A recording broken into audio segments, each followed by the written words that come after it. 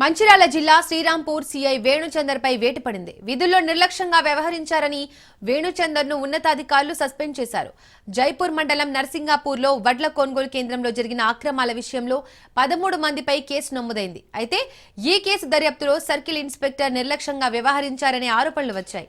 దీంతో సీఐపై ఉన్నతాధికారులు వేటు వేశారు.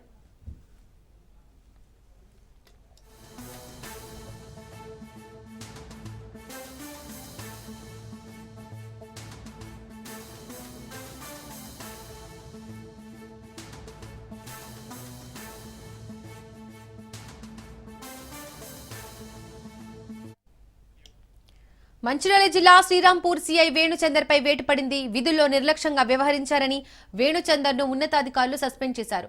జైపూర్ మండలం నర్సింగాపూర్లో వడ్ల కొనుగోలు కేంద్రంలో జరిగిన అక్రమాల విషయంలో 13 మందిపై కేసు నమోదైంది. అయితే ఈ కేసు దర్యాప్తులో సర్కిల్ ఇన్స్పెక్టర్ నిర్లక్ష్యంగా వ్యవహరించారనే ఆరోపణలు ఉన్నాయి. దీంతో సీఐపై ఉన్నతాధికారులు వేటు వేశారు. మరింత సమాచారం మా ప్రతినిధి అరుణ్ అందిస్తారు. అరుణ్, చెప్పండి.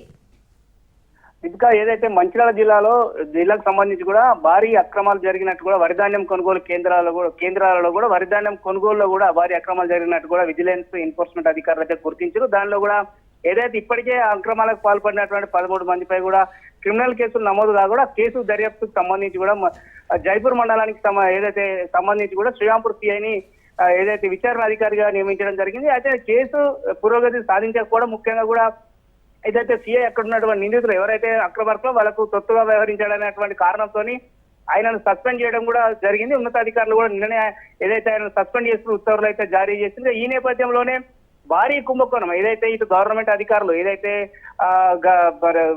దీనికి సంబంధించినటువంటి గవర్నమెంట్ ఆఫీసర్స్ తో పాటు మరి కొంతమంది రైతులపై కూడా మొత్తం కూడా జైపూర్ మండలానికి సంబంధించి కూడా మంచిర్యాల జిల్లాకు సంబంధించి కూడా 13 మంది రైతులపై కూడా క్రిమినల్ కేసులు అయితే నమోదైనాయి. దీనికి సంబంధించి కూడా ఏదైతే ఇప్పటికే కూడా ఇప్పటి వరకు కూడా ఎవరిని కూడా పోలీసులు అరెస్ట్ చేయకపోవడం కూడా ఒక కారణంగా తెలుస్తా ఉన్నది. ముఖ్యంగా కూడా ఏదైతే దీనికి సంబంధించి కూడా అక్రమాలు జరిగినట్టు ఏదైతే మహారాష్ట్ర నుంచి కూడా ఇటు నర్సింగాపూర్ జైపూర్ మండలానికి సంబంధించినట్టు నర్సింగాపూర్ ఉన్నటువంటి రైస్ మిల్లు కావచ్చు, ఇందారం రామారావుపేటలో ఉన్నటువంటి రైస్ మిల్లులకు కూడా మహారాష్ట్ర నుంచి కూడా ధాన్యాన్ని తరలించి కూడా తెలంగాణ రాష్ట్రంలో ధాన్యాన్ని కొనుగోలు చేసినట్టు కూడా కొంతమంది రైతులు అదేవిధంగా కూడా ఉన్నత అధికారులు కూడా వ్యవసాయ శాఖ అధికారులు కూడా ఇన్వాల్వ్మెంట్ ఉన్నారు. దీంతో కూడా 1,39,00,000 రూపాయలు అక్రమంగా కూడా డ్రా చేసి కూడా దాన్ని తీసుకున్నట్టు కూడా అధికారులు అయితే గుర్తించారు. ముఖ్యంగా కూడా ఈ కేసు విషయంలో ఎన్ఫోర్స్మెంట్ డైరెక్టర్ ఏదైతే కమిషనర్ సిఎస్ శశిధర్ రెడ్డి కూడా దీని మీద సీరియస్ గా ఉన్నాడు. ఈ నేపథ్యంలోనే కూడా కేసు అయితే సీరియస్ గా తీసుకొని కూడా దర్యాప్తు కొనసాగుతుంది. కానీ దీనికి సంబంధించి కూడా ఏదైతే నిందితులుగా ఉన్నటువంటి కొంతమందికి ఏదైతే తాటిపల్లి శ్రీనివాస్ కావచ్చు, ఆయన కుమారుడు సాయినాథ్ కావచ్చు, వీళ్ళకి కూడా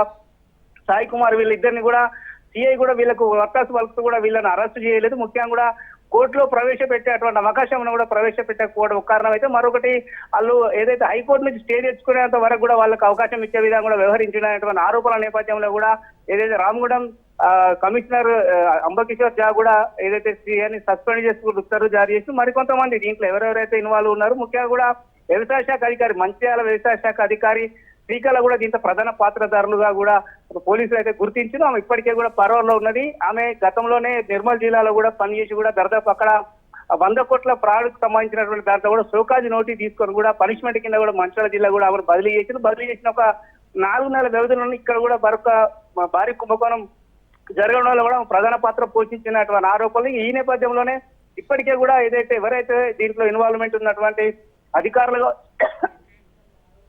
కావచ్చు, రైతులు కావచ్చు, వీళ్ళందరికి సంబంధించి కూడా కేసు అయితే దర్యాప్తు కొనసాగుతా ఉన్నది. Srikala, thank you Arun. దీపిక.